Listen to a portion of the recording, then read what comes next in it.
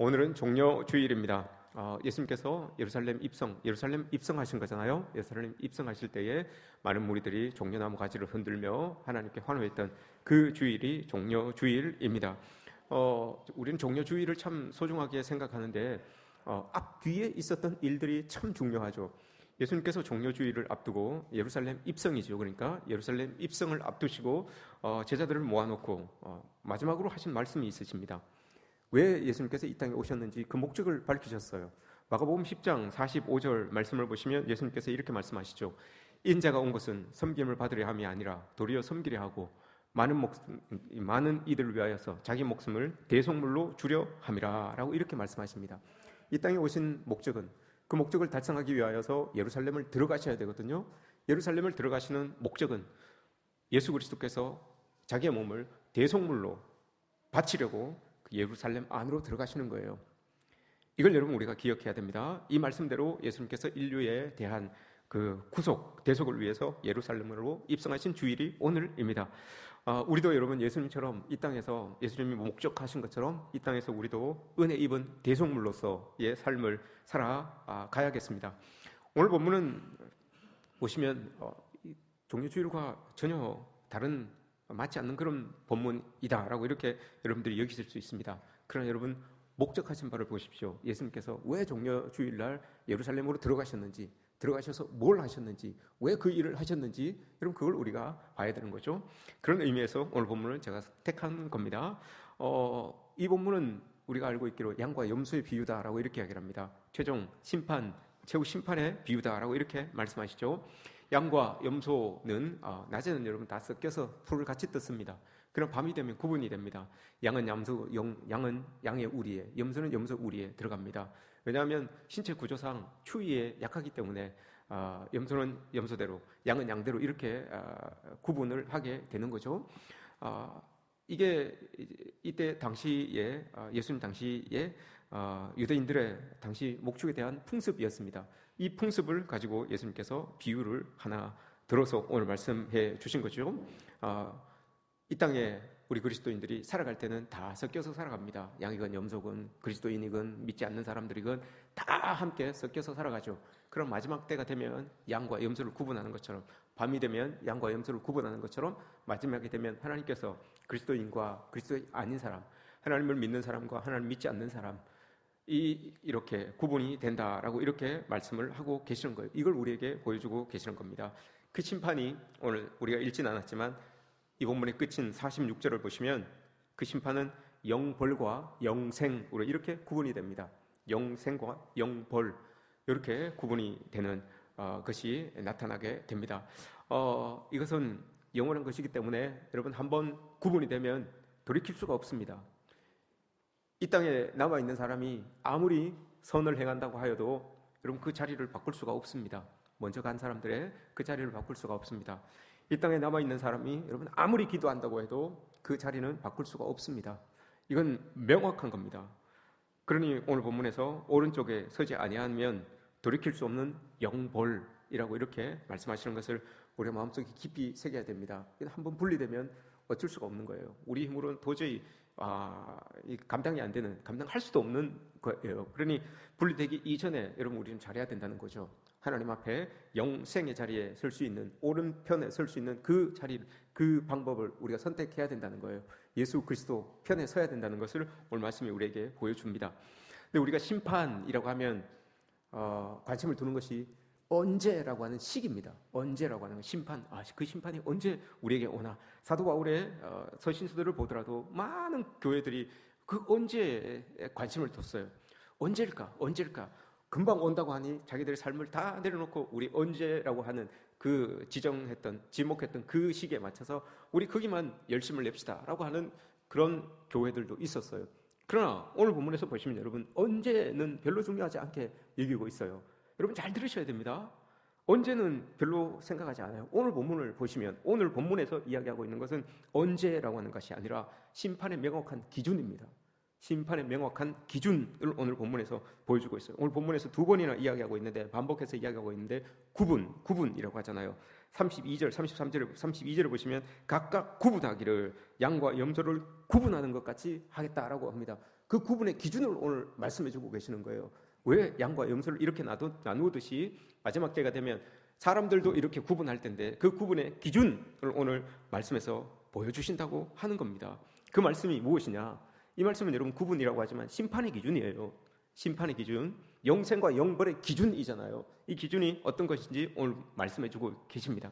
그 말씀이 뭔가 하면, 그 기준이 뭔가 하면 오늘 말씀에서 줄인 자에게 먹을 것을 주고 목마른 자에게 목마른 자를 마시게 하고 나그네를 환대하고 감옥에 갇힌 자를 돌보고 병든 자를 찾아가 보고, 여러분 섬김이 있는 사람들, 이것을 하였느냐 하지 않았느냐, 여기에서 여러분 구분이 딱 된다라고 오늘 본문에서 이야기를 합니다.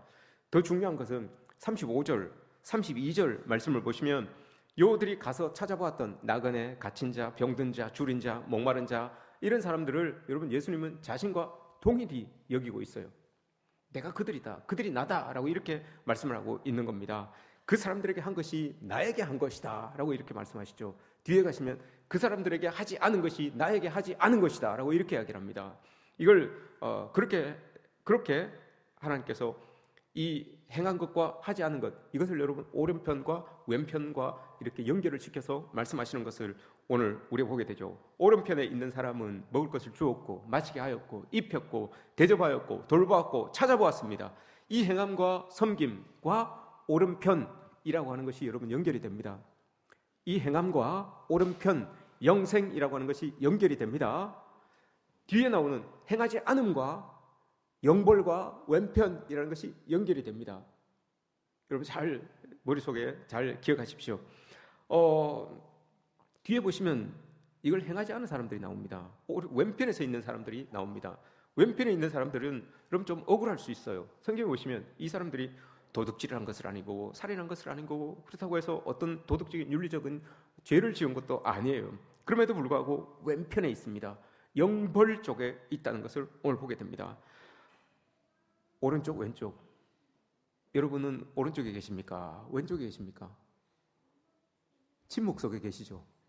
예. 침묵 속에 계시죠? 선을 행하지 않아서 영벌을 받는다는 거, 여러분 우리 깊이 묵상하고 있어야 됩니다. 이것을 신학적인 용어로 여러분 생략의 죄라고 이렇게 이야기를 합니다. F.F. 브루스라고 하는 이 교수님께서 말씀하시기를 생략의 죄라고 이렇게 이야기를 합니다. 그리스도인으로서 마땅히 빛되고 소금되게 살아가야 되는데 또 불구하고 생략했어요. 그 삶을 생략했어요. 이걸 생략의 죄라고 이렇게 이야기를 합니다. 하지 않은 것들, 해야 되지만 하지 않은 것들, 전도하고 말씀 보고 사랑하고 긍휼히 여기고 화평하고 평안하고 이런 것들을 여러분 해야 됨에도 불구하고 하지 않았는 거, 우리는 여러분 다 죄라고 하면 내가 뭘 했느냐, 어떤 것들을 지었냐, 어떤 죄를 지었냐, 어떤 것들을 했느냐, 여기에 여러분 우리는 자꾸 관심을 가지잖아요. 그런데 여기서 이야기하는 것은 하지 않은 것도, 해야 되지만 하지 않은 것도 죄로 취급하고 있다, 죄로 여기고 있다라는 거예요. 안 하면 죄가 아니겠죠, 이렇게 생각하잖아요. 여러분 죄는 뭔가를 행해야지만 그게 무엇으로 나타나서 이게 죄가 되는 것이지라고 이렇게 우리는 생각을 합니다. 그 잘못 행하게 되면 그게 죄가 되는 것이지 이렇게 생각을 하죠. 그러나 여러분 행하지 않은 것도, 그리스도인으로서 해야 되지만 하지 않은 것도 생략의 죄라고 해서 이거 죄로 이야기하고 있어요. 오늘 예수님께서 비유로 보여주시는 게 여러분 바로 그거예요. 생략의 죄라고 하는 것을 오늘 보여줍니다. 그런데 여기까지 여러분 설명을 들으시고 딱 나가시면 이단이 될 수가 있습니다. 여기까지 딱 들으시고 나가시면 아니 왜 그럴까? 아니 목사님이 우리는 성경에서는 믿음으로 우리가 구원을 받는다고 하였는데 오늘 본문을 제가 지금까지 이야기한 것만 들으시면 행위로 구원을 얻는 것처럼, 행위로 영생에 들어갈 수 있는 것처럼 그렇게 여러분들이 여겨지고 있잖아요. 여길 수가 있어요. 선을 행해야지만 우리가 구원을 얻는구나, 선을 행해야지만 우리가 천국에 가는구나, 영생에 이르는구나, 이렇게 여러분 생각할 수가 있습니다. 그러나 오해할 수 있습니다. 여기까지만 들으시면 안 돼요. 뒤에 이제 제가 이야기를 하겠습니다. 천국에 들어가는 것, 구원받는 것, 여러분 이건 예수 그리스도 십자가의 보혈의 은혜, 그걸 믿음으로 말미암아서 여러분 구원받는 건 이건 확실해요. 예수 그리스도의 십자가 보혈로 여러분 구원받는다는 거, 이거 믿으십니까? 안 믿으십니까? 여전히 여러분 침묵 속에 계십니까? 이건 믿어야 되는 거예요, 여러분. 우리가 예수 그리스도의 십자가 보혈로 구원을 받았다라고 하는 건 이건 여기 믿어야지만 여러분 우리가 영생 오른쪽에 있게 되는 거예요. 이건 당연한 거죠. 근데 오늘 말씀에서 여러분 행함으로 구원받는다라는 것이 아니라, 이게 아니라는 것이 34절에서 이야기하시잖아요. 34절 오늘 우리 읽었잖아요. 34절 후반절을 보세요. 창세로부터 너희를 위하여 예비된 나라를 상속받으라. 너희를 위하여 창세로부터 예비된 그 나라를 상속받으라 라고 이렇게 하잖아요. 상속받으라. 하나님 나라, 영생, 영생이라고 하는 것은 여러분 상속이에요. 상속받는 거예요. 이 상속은 여러분 우리가 행한 것으로 상속받는 게 아니에요. 창세 전부터 예비되어 있어요. 그 이름이 딱 하나님께서 지명하여 불러 놓으셨어요.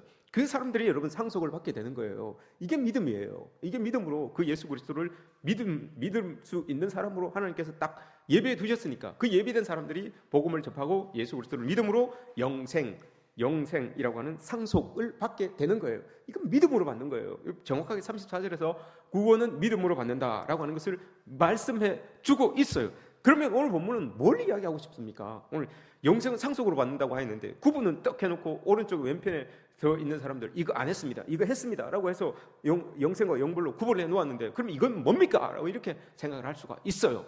여러분 이건 뭐겠습니까? 여러분 구분을 해놓고 역으로 추적을 한 거예요. 반추를 해본 거예요. 구분을 해놓고 오른편에 있는 사람들의 삶을, 이 땅에서의 삶을, 이 천국에 오기 전에 이 땅에서의 삶을 쭉 돌아본 거예요. 쭉 돌아보았더니 그 사람들은 먹이고 입히고 목마른 사람들에게 물 마실 것을 주었고, 줄인 자들에게 먹을 것을 주었고, 헐벗은 자들에게 입힐 것을 주었고, 여러분 그들이 이런 일들을 했다는 거예요. 오른쪽에 있었던 사람들의 삶의 자리를 이렇게 보니 그걸 한마디로 그리스도인다웠다라는 거예요. 하나님 믿는 사람다웠다라는 거예요. 이걸 이렇게 이야기를 하는 거예요. 왼편에 있는 사람들은 뭘까요, 여러분? 하나님 믿지 않으니까 당연히 하나님 믿지 않는 사람처럼 그렇게 살았겠죠. 그런 이 삶이 드러났다라고 하는 것을 보여주고 있는 거예요. 오른편, 왼편 이렇게 구분이 되어 있어요. 구분이 되었지만 뒤로 돌아봤을 때 그들의 삶이 어땠느냐 이걸 보는 거예요. 아, 구원받은 사람들을 하나님께서 보시니 그 구원받은 사람들을 이렇게 삶을 살펴보시니 그 사람들의 삶이 이랬다는 거예요. 오른편에서 있는 자들의 그런 지상에서의 삶의 방식이 그러하였다. 참 그러하였다.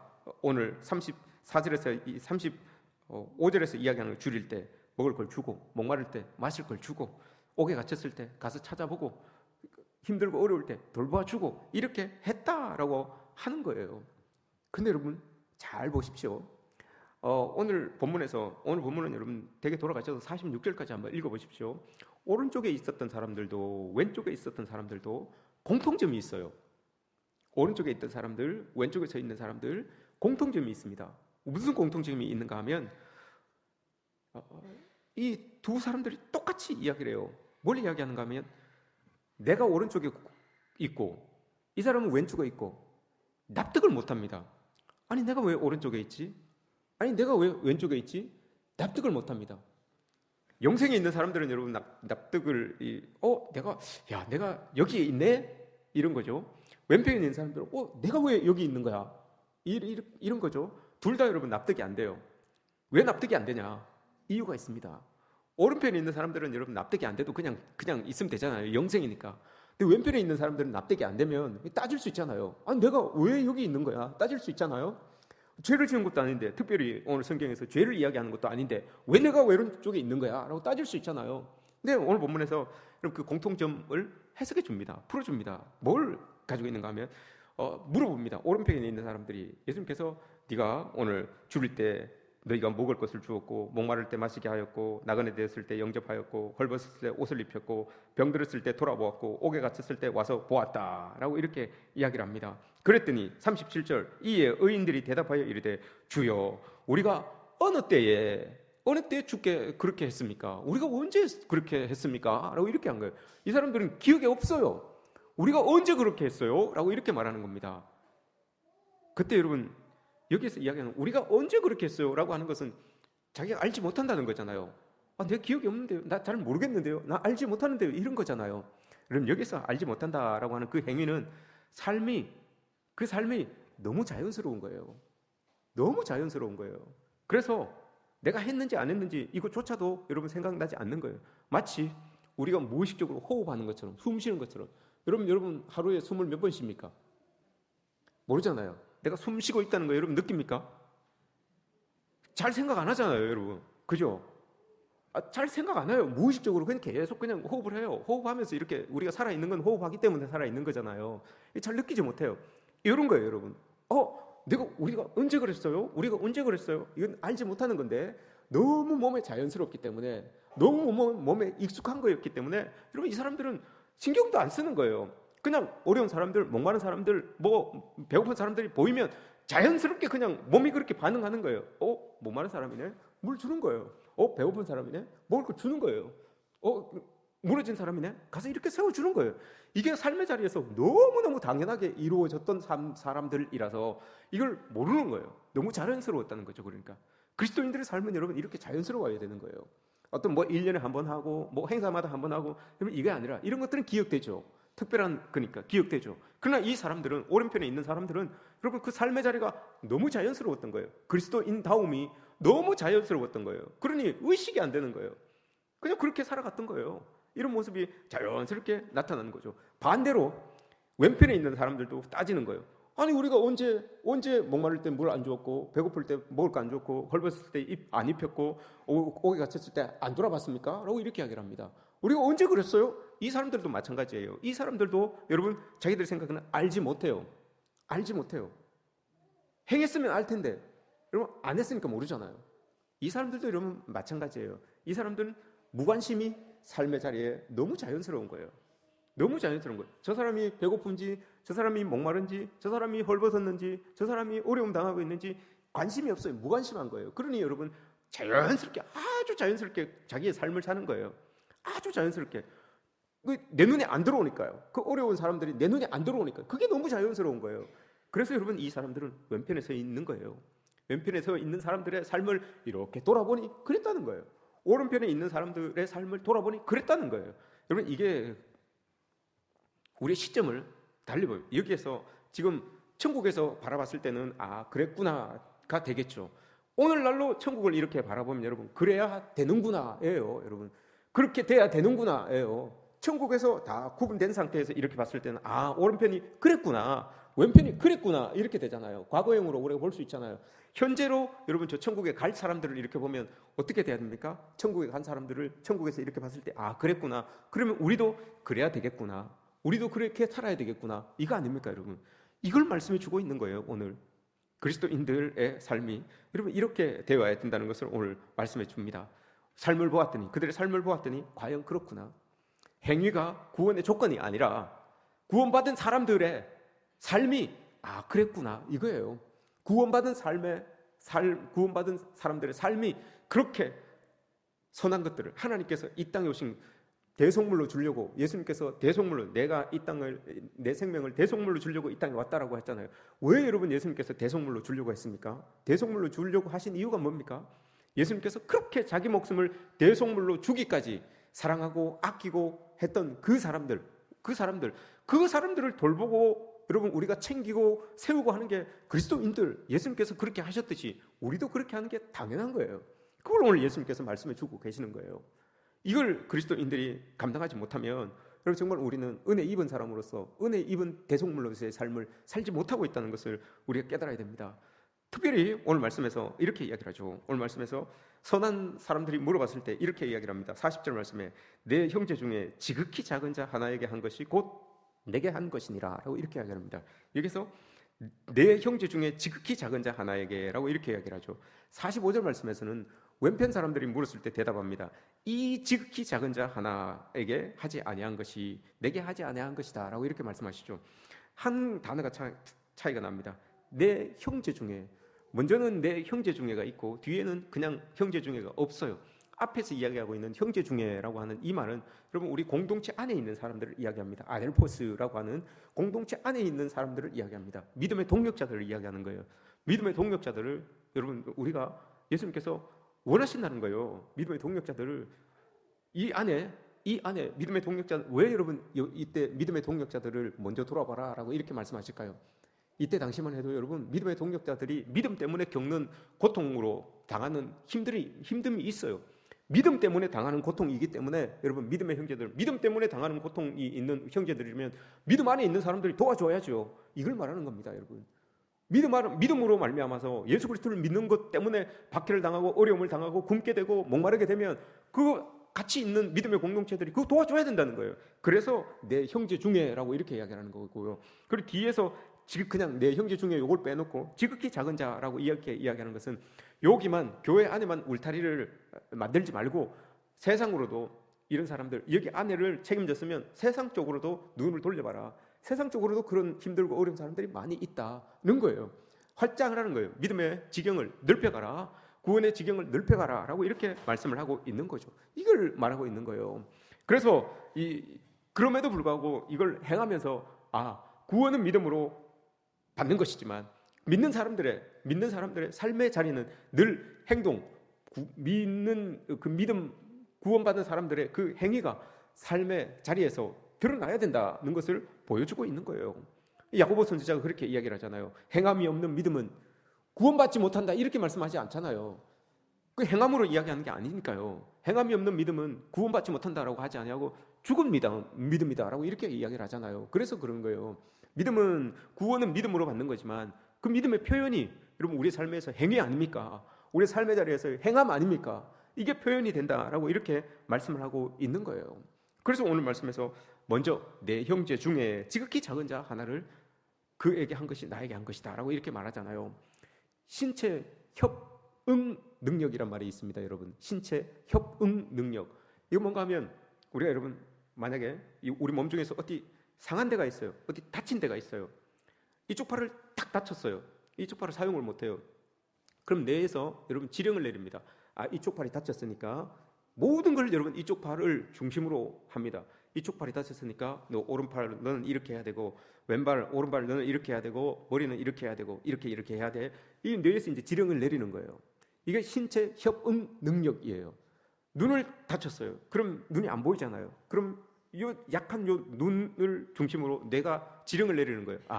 입은 어떻게 해야 되고 팔은 어떻게 해야 되고 다리는 어떻게 해야 되고 지령을 내리는 거예요. 그래서 조심조심 눈이 딱 감으면 팔이 이렇게 나와서 이렇게 하는 이유가 그런 거예요. 신체 협응 능력이에요.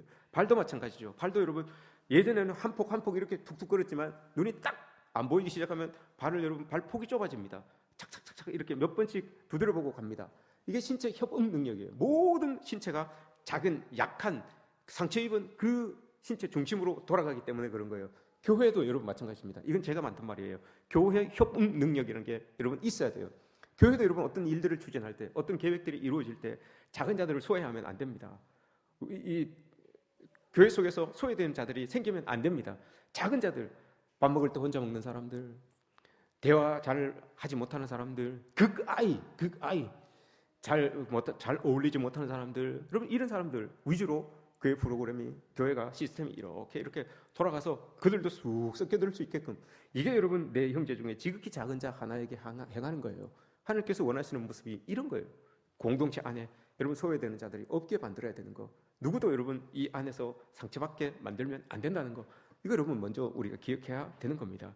이걸 넘어서 이렇게 된 다음에 세상 속으로 이렇게 넘어서는 우리들의 모습이 나타나게 되는 거죠. 이런 모습들 여러분 가지시기를 축복합니다.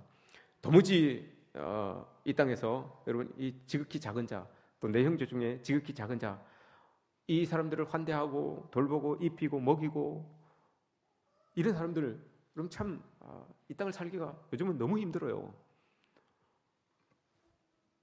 너무 교회도 그렇고 세상도 그렇고 자기 교회, 자기 중심적으로 이렇게 막 생활해 가기 때문에 이런 사람들을 돕는 것도 힘들고 이런 사람들을 여러분 찾아내는 것도 힘들어요. 애초에 나오지를 않으니까요. 애초에 드러내지를 않으니까요. 이런 사람들 참 찾아내는 것도 힘듭니다. 그러나 여러분 우리가 이런 사람들을 예수님의 관심을 가지고 예수님의 눈으로 예수님의 마음으로 바라볼 수 있어야 되는 거예요. 사순절 여러분 우리가 마지막 주간입니다. 사순절 마지막 주간이라고 그러기도 하고 종려주일이라고 합니다. 종려주일이라고도 이야기하지만 고난주간의 시작이다라고 이렇게도 이야기를 합니다. 그래 종려주일이다라고 하면 사순절의 끝자락이구나. 또 고난주간의 시작이구나라는 것을 여러분 우리가 알면 됩니다. 근데 여러분 우리가 고난주간이라고 하면 우리의 머릿속에 이미지가 딱 드는 게 예수 그리스도의 그 십자가 고난 이걸 여러분 우리가 머릿속에 딱 떠올립니다. 여러분들은 어떤 의미를 가지고 계시는지 모르겠지만 고난주간이라고 하면 사순절이라고 하면 그래서 예수 그리스도의 고난에 우리도 동참합시다라고 이렇게 이야기하잖아요. 예수 그리스도의 고난에 동참하는 게 여러분 어떤 겁니까? 예수 그리스도의 고난에 예수 그리스도의 십자가 지고 걸어가신 그 길에 여러분 우리도 동참합시다라고 하는 그 동참의 의미는 여러분 뭡니까? 물리적으로 정말 예수님께서 십자가에 달린 것처럼 우리도 그 십자가에 달려야 되는 겁니까? 아니면 십자가 지고 가신 그 골고다 길을 십자가 지고 여러분 우리도 걸어가야 되는 겁니까? 어떤 겁니까? 도대체 십자가의 고난에 동참한다는 게 뭡니까? 그걸 동참하고 싶으신 분은 오십시오. 제가 망치를 들고 못을 들고 십자가에다가 못을 한번 박아드리겠습니다. 예수님이 침 뱉으심을 당하셨던 것처럼 제가 침을 한번 뱉어드리겠습니다. 아주 잘. 그리고 가시관을 한번 씌워드려 보겠습니다. 물리적으로 여러분 예수님의 십자가의 고난에 동참하고 싶으시면 제가 그렇게 해드릴 수 있습니다. 그러나 성경에서 말씀하시는 예수 그리스도의 십자가 고난에 동참한다는 것은 물리적으로 여러분 동참한다는 게 아니잖아요. 물리적으로 동참하는 그런 이단들도 여러분 있습니다. 그런 이단들도 있어요. 제가 이 외국이니까 이야기하지 않겠습니다. 있어요. 그런 사람들이 있어요. 근데 성경에서 이야기하는 건 여러분 그 물리적으로 십자가의 고난에 동참하라는 말이 아니에요. 그럼 무슨 말일까요, 여러분? 물리적으로 동참하지 말라는 게 동참하라는 게 아니라 오늘 말씀은 그거잖아요. 오늘 말씀에서 내 형제 중에 지극히 작은 자 그리고 작은 자, 지극히 작은 자 이 사람들을 여러분 돌아볼 수 있는 거. 왜냐? 이 사람들을 위하여서 여러분 예수님께서 이 땅에 오신 것 아닙니까? 이 사람들을 위하여서 예수님께서 십자가에 못 박히신 것 아닙니까? 그러니 그 십자가에 못 박힌 것을 내가 와서 이 땅에서 몸으로 살아낸 것처럼 우리도 이 땅에서 살아내야 되지 않겠나? 너희들도 이 땅에서 살아내야 되지 않겠나? 라고 하는 것을 말씀해주고 있는 거죠. 예수님께서 여러분 긍휼히 여기는 자는 긍휼히 여김을 받는다라고 이렇게 말씀하셨습니다. 근데 이게 여러분 마태복음에서 말씀을 하셨잖아요. 이 당시만 해도 여러분 긍휼히 여기는 게 쉽지 않았어요. 왜 여러분 이게 쉽지 않았겠습니까? 그때 당시만 해도 여러분 예수 믿는 사람들이 구분되어 있었어요. 예수를 믿는 사람과 예수를 믿지 않는 사람들. 예수를 믿는 사람들은 좀 사회 전반적으로 보면 좀 밑에 예수님을 믿음으로 말미암아서 밑에서 이렇게 사회 아래층에서 힘들게 사는 사람들이었어요. 대부분이. 그런데 예수를 믿지 않는 사람들은 저 위층에서 예수님을 믿는 사람들을 부리면서 살았던 사람들이에요. 그런데 여러분 그런 사람들을 향하여서 긍휼히 여긴 자는 긍휼히 여김을 받습니다라고 이렇게 이야기를 하면 이게 먹히겠습니까? 좀 잘 살고 좀 멋들어지게 사는 사람들에게 그런 그리스도인들에게 긍휼히 여기면 긍휼히 여김을 받습니다라고 하면 그 사람들이 잘 살고 있는 자기들의 부를 가지고 여러분 밑에 있는 사람들 못 살고 어려운 사람들 좀 도와주고 긍휼히 여기주고 이렇게 할 수 있지 않습니까? 그런데 당시에 예수님께서 이 말씀을 하실 당시에 그리스도인들은 그런 위치가 아니라니까요. 사회적인 위치가 저 밑에 있는 사람들이에요. 그런 사람들에게 여러분 오늘 하루 벌어서 내가 한 끼 먹기도 힘든 사람들에게 긍휼히 여기는 사람은 긍휼히 여김을 받습니다라고 하면서 줄인 사람을 찾아가서 먹일 거 먹여주시고 목마른 사람들을 가서 목마름을 해결해 주시고 마실 것을 주시고 헐벗고 있는 사람들에게 옷을 입혀주시고 이렇게 하면 여러분 이게 말이 통하겠습니까? 통하지 않는단 말이에요. 그 사회에 맞지 않는 말이에요. 그럼에도 불구하고 여러분 예수님은 그렇게 말씀하세요. 긍휼히 여긴 자는 긍휼히 여김을 받습니다라고 하는 말씀 안에는 그 안에는 여러분 복이 있다라고 이렇게 말씀하시잖아요. 복이 있다. 이 복이 여러분 뭡니까? 오늘 34절에서 이야기한 그 복이에요. 창세 이후로부터 예비된 상속 그거예요. 구원, 하나님 믿는 사람들 구원, 영생 이거예요. 영생을 받은 사람들은 아무리 이 땅에서 삶이 어려워도 그래도 예수 그리스도의 눈을 가지고 살아가야 되는 것 아니냐? 그리스도 예수의 마음을 가지고 살아가야 되는 것 아니냐? 그래서 여러분 긍휼히 여기는 자는 긍휼히 여김을 받는다라고 이렇게 말씀을 하신 거예요. 이 땅이 여러분 얼마나 냉정합니까? 이 땅을 살아가는 오늘날을 살아가는 이 땅이 여러분 얼마나 냉정합니까? 그래서 여러분 더 가지는 것이 이게 힘이에요. 예수님 시대 때도 마찬가지잖아요. 사도 바울 때도 마찬가지잖아요. 자기가 얼마를 가지느냐, 얼마만큼 가지고 있느냐 이게 자기의 힘이에요. 부와 재물과 권력 이거 두 개만 있으면 여러분 그 땅에서 예수님 당시에 로마 시대를 살아갔던 그 당시에 할 수 없는 게 없었어요. 다 할 수 있었어요. 사람들도 누구도 다 부릴 수 있었던 게 돈과 권력이었어요. 이거 두 개만 있으면 가능했어요. 여러분 오늘날은 여러분 우리를 한번 생각해 보십시오. 궁극적으로 우리의 삶을 따져보면 여러분 이거 두 개를 향하여서 쭉 가는 거 아닙니까? 이거 두 개를 가지기 위하여서 여러분 힘쓰고 애쓰는 것 아닙니까? 가지는 게 잘못된 게 아닌 게요, 여러분. 가지는 게 잘못된 게 아니에요. 그러나 가진 그것으로 인하여 긍휼히 여기는 자는 긍휼히 여김을 받으리라고 하는 그 예수 그리스도의 그 말씀 이걸 여러분 삶으로 실천해낼 수 있는 그런 우리들이 되어야 되는 것 아니겠습니까? 이게 실천이 잘 안 되잖아요. 근데 우리 사람들은 참 아주 지혜롭다고 해야 되나요? 잘 이렇게 실천이 안 되면 자기의 풍요로움이, 자기가 가지게 되는 그 풍요로움이 여러분 죄의식으로 이렇게 바뀌어요. 죄의식으로 이렇게 바뀌어요. 그런데 죄의식으로 바뀌어서 거기에서 끝나는 게 아니라 이걸 또 기가 막히게 또 환원합니다. 뭘로 환원하는가 하면 평가라는 것으로 환원을 합니다. 평가라는 것으로. 내가 너무 많이 가졌는데 나누지 않아요. 나누지 않는데 내가 이거 좀 안 나누, 내가 좀 이래도 되나? 이런 마음이 순간 싹 듭니다. 근데 여러분 순간 또 싹 바뀌어요. 평가로 바뀝니다. 어떻게 여러분 평가로 바뀌게 됩니까? 이건 제 모습입니다. 제 모습입니다. 제가 참 교만한 모습이죠. 제 모습이에요. 우리 교회도 여러분 어려운 분들이 이렇게 와요. 어려운 분들이 이렇게 오십니다. 그럼 제가 순간 드는 마음이 아니 사지 멀쩡한 사람이 말이야 유리 걸식한단 말이야. 평가를 해요. 우리 지금 교회에서 돕는 데도 많잖아요. 부흥도 안 하는데 이거 계속 도와야 돼? 평가를 해요. 아니 선교 보고도 안 하는데 이거 계속 선교비를 줘야 되는 거야? 평가를 합니다. 아니 저 목사님은 뭐 목회에 열정이 있는 거야 없는 거야? 평가를 합니다. 이게 아니에요 여러분. 예수님 여러분 줄인 사람을 딱 봤을 때 아니 저 사람 왜 줄이고 있는 거야? 줄임의 이유를 찾지 않았어요. 그냥 줄인 사람이 보이면 먹이는 거예요. 여러분 이유를 찾지 마세요. 목마른 사람이 보여요. 저 사람 왜 목마른 거야? 이유를 찾지 마세요. 여러분 그냥 물을 드리면 돼요. 헐벗고 있으면 헐벗은 이유를 찾으려고 하지 마시고 입히면 되는 거예요. 그럼 되는 거예요. 예수님께서 원하시는 모습이 여러분 이런 거예요. 이유를 찾다 보면 여러분 그게 평가가 되는 거예요. 평가가 없을 수는 없습니다. 발전을 위하여서 더 좋은 구조를 위하여서 평가가 없을 수는 없어요. 그러나 그 기저에는 긍휼이라고 하는 예수 그리스도의 마음이 여러분 담겨져 있어야 되는 거예요. 그게 담겨져 있지 않은 평가는 여러분 그 평가받는 사람을 더욱더 비참하게 만듭니다. 제가 여러분 그 오는 사람에게 여러분 그렇게 한번 이야기했다고 한번 생각해 보시죠. 사지 멀쩡한데 말이야 교회에서 뭐 얼마 바꿔줘 그거 왜 옵니까? 제가 입말을 입 밖으로 툭 냈어요. 그럼 여러분 그 사람의 마음이 얼마나 상처를 받겠습니까? 그런 거예요. 제가 입으로만 뱉지 않았다 뿐이지 마음속에는 여러분 이만큼 있었어요. 그러나 그러면 안 된다는 거죠. 그리스도인들이. 예수님께서 여러분 이런 모습들을 너무 많이 보셨기 때문에 여러분 그런 거예요. 이게 여러분 안 되잖아요. 어떻게 되는 줄 아세요? 예수님께서 그 인자가 온 것은 많은 사람을 위하여 대속물로 주려 함이라. 그 전에 여러분 어떤 일이 있었는지 아세요?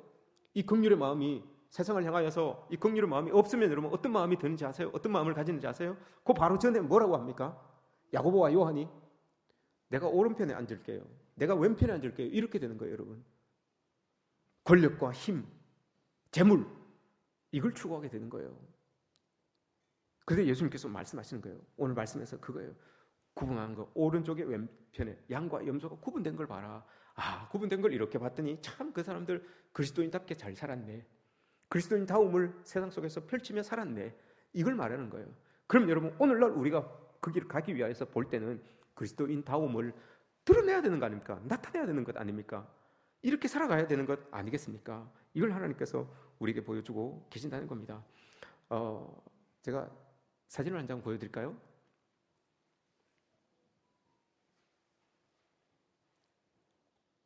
예. 저게 여러분 토론토 대학교에 정원에 있는 겁니다. 토론토 대학교에 원래는 제일 처음에 토론토 대학교에 저렇게 딱 이렇게 구조물을 하나 만들어놨습니다. 만들어놨는데 저게 슈말치 티모시 슈말츠라고 하는 분이 만들어 놓은 건데 저게 이제 보니까 느끼는 게 많은 거예요. 깨달음이 많은 거예요. 그래서 유럽에 있는 성당들을 보시면 교회들을 보시면 그 교회 뒤에 가면 저런 게 벤치에 이렇게 놓여 있는 게 뭐예요? 어떤 모습 같습니까, 여러분? 제목이 뭔가 같아요. 집 없는 예수입니다. 한번 한 장 더 봅시다. 한 장 더 보시면 저 밑에 발에 여러분 상처 있는 거 있죠? 저 십자가에 박힌 자국이에요. 집 없는 예수, 홈레스 예수라는 작품입니다. 성당에 저게 유럽 성당에 이렇게 있어요. 근데 유럽 성당에 가서 이렇게 좀 보다가 느낀 게 있었겠죠. 그래서 우리나라에도 성당을 위주로 저게 이제 조금씩 설치가 되고 있습니다. 제일 처음에 명동성당 뒤편에 보면 저게 있어요. 한번 여러분 가시면 그런 데를 한번 가볼 만해요. 명동성당이 이런 데를 한번 가볼 만하잖아요. 가보시면 저게 있어요. 그리고 충청도에 가시면 성당에 또 하나가 있어요. 저기 음성 쪽으로 이렇게 가다 보면 또 성당에 가면 저런 게 있는데, 저도 마음 같아서는 하나 구조물을 하나 이렇게 놓고 싶지만, 왜 여러분 저걸 성당이나 대유럽의 교회들이 여러분 저걸 이렇게 놓았을까요? 그리고 그 뒤편에 팻말에 여러분 이런 문구가 적혀져 있습니다. 오늘 우리가 읽었던 본문, 내가 줄일 때 너희가 먹을 것을 주었고, 목마를 때 마시게 하였고, 나그네 되었을 때 영접하였고, 헐벗을 때 옷을 입혔고, 병들었을 때 돌아보았고, 옥에 갇혔을 때 와서 보았느니라. 이게 여러분 성당의 뒤편에 이렇게 있어요. 저것과 함께. 그리고 어느 교회도 저게 이렇게 있어요. 뒤편에. 왜 여러분 저게 있을까요? 그리고 이 본문이 있을까요? 너희들 그렇게 하고 있니? 이거예요, 여러분. 너희들 그렇게 하고 있니? 그렇게 하고 있는데 지금 예수님이 집이 없어서 저렇게 누워 있는 거야? 벤치에 저렇게 누워 있는 거야? 그 예수님께 하지 않은 것, 여러분 그럼 누구에게 하지 않은 겁니까? 내 형제 중에 지극히 작은 자에게 안 한 거예요. 지극히 작은 자에게 안 하는 거예요. 교회가 교회를 불리고 성당이 성당을 불리는 데만 여러분 힘을 쓰고 있지, 너희들 저렇게 하고 있니? 이걸 지금 이야기하는 거예요. 그렇게 하지 않다는 걸 이야기하고 있는 거죠. 그러면서 깨닫는 거예요. 아, 우리가 이렇게 해야 되는구나. 지호됩니다. 우리가 이렇게 해야 되는 거구나. 이걸 말씀해 주는 거죠. 우리에게도 여러분 마찬가지입니다. 예수 그리스도께서 우리에게도 물어보고 계시는 거죠. 너희들 지금 저렇게 하고 있니? 라고 이렇게 물어보는 거 아니겠습니까? 그리스도인으로서 여러분 우리가 그렇게 했으면 좋겠어요. 그렇게 할 수 있는 우리들이 되었으면 좋겠습니다. 사순절 이제 끝자락에 고난주간에 이제 내일부터 들었습니다. 제가 여러분들에게 제안을 하나 드리겠습니다. 예수님의 고난에 분명히 동참하십시오. 동참하신 방법을 제가 하나 제안합니다. 이번 고난주간에는 여러분들이 하루에 한 끼씩 금식을 한번 해보십시오. 금식은 여러분 단식이 아닙니다. 금식과 단식이 무슨 차이가 있습니까? 금식은 내가 식사하는 그 시간이 있잖아요. 내가 점심을 먹는데 한 30분을 소요한다. 그럼 여러분 금식이라고 하는 것은 30분 동안 말씀을 본다든지 기도를 한다든지 뭐 선한 실천을 한다든지 이런 거예요. 이런 경건의 생활과 연결되는 거, 경건의 생활과 여러분 이렇게 연속성이 있는 거, 이게 금식인 거예요. 단식은 여러분 그냥 아무것도 안 하고 그냥 한 끼 건너뛰는 거죠. 아침 새벽에 늦게 자서 아침 다 지나고 점심 때 일어났어요. 아우 금식했네. 여러분 이거 아니라니까요. 이게 아니에요. 이런 거 아니고 진짜 한 끼를 딱 금식하면서 말씀을 묵상하고 기도하고 선을 실천하고 하는 거, 요거 그 시간만큼이라도 하는 거, 요게 여러분 금식이에요. 일주일 동안 여러분 그렇게 한번 해보시기 바랍니다. 그러면 아마 부활주일이 매년 맞는 그런 부활주일과 같은 그런 느낌이 아니라 아마 새로운 느낌으로 우리에게 다가올 겁니다. 예수 그리스도의 고난에 내가 이렇게 동참했는데 그 부활에는 여러분 어떤 기쁨으로 우리가 동참이 되겠습니까? 이게 여러분 우리 고난주간을 보내는 우리의 모습이 되어야 되지 않겠습니까? 특별히 오늘 본문에서 이야기하는 건 내 형제 중에 지극히 작은 자에게 한 것이 나에게 한 것이다. 지극히 작은 자에게 하지 않은 것이 나에게 하지 않은 것이다 라고 하는 이 예수님의 말씀을 여러분 우리가 기억했으면 좋겠습니다. 그래서 언제 그랬습니까? 묻는 것처럼 너무 자연스럽게, 너무 여러분 호흡하듯이 자연스럽게 그런 삶이 여러분 우리의 삶이 되었으면 좋겠습니다. 그게 예수님께서 우리에게 바라는 모습이고 예수님께서 살아가셨던 모습입니다. 이 모습이 우리의 삶이 되시기를 주님의 이름으로 축복합니다.